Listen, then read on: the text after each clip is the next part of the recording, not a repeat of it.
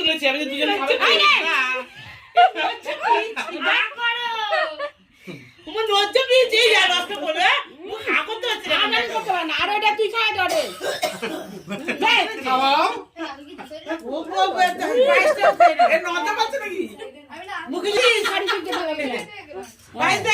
একবার পাঁচ দে তুমি একবার দাও খা খা খা দা মুখে রয়ে আর বাইস নাই কিন্তু ঘরে আর পাবি না না না তো না লুচি শুধু আরে কালকে বাজে গেল